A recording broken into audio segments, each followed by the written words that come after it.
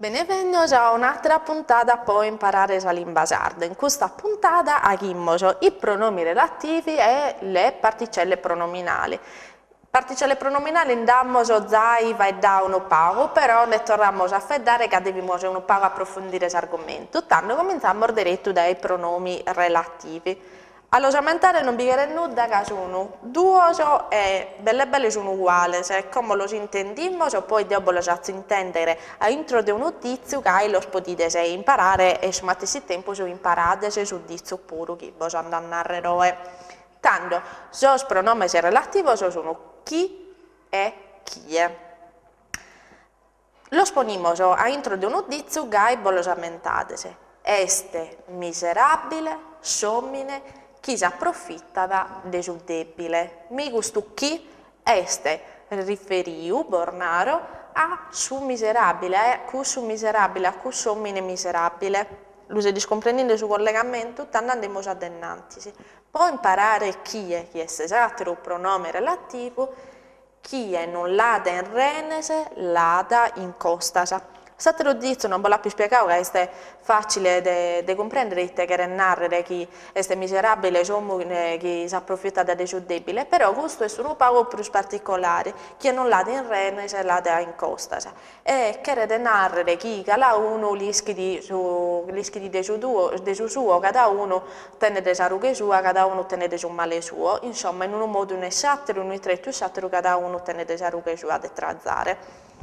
Intanto, imparando questo due ordizzi, abbiamo imparato come si possono usare questi due pronomi relativi, che sono facili e ve lo sto rammentare chi e chi è.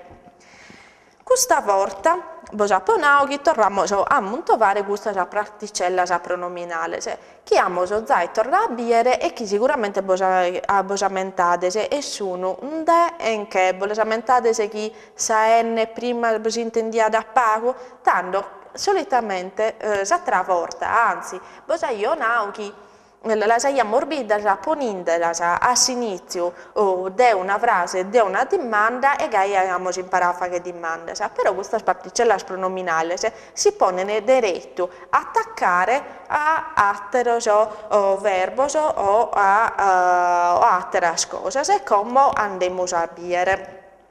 Abbiamo giocare esempio poi la comprende meglio.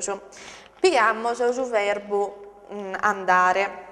Andande miche, andande minde. Io la voglio andando in questa forma, però potete essere per andande nocche, andande sinde, in tutto sa spessone. Michi su un de e su un che, l'appo posto a savine de su verbo e che de narrare chi miche so andande de in cue, andande miche de in cue, de o andande miche de in cue. Poi questo giapponese non si può attaccare solo su verbo, lo possiamo attaccare a su pronome puro, a un altro pronome puro, e tanto lo namorgoi, nocche semmusu andauso, oppure non semmusu andauso. Vedete se dici che lo sappo attaccato a su pronome personale, pensate a nonde, este su noi, su pronome personale noi si chiama zai imparau e l'abbiamo attaccato diretto a cusciun de ed esse diventau non de semmusu andauso.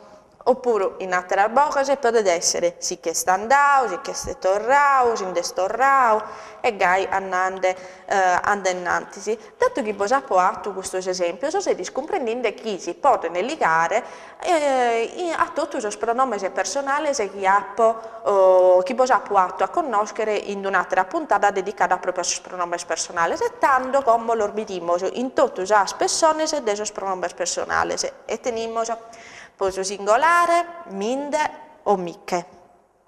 Poso secondo, tinde o tic. Poso de tre singolare, sinde o sic. Come lo ripetiamo sul plurale? Nonde, nocche, come te l'ho spiegato prima, bonde o bocche, sinde o sic.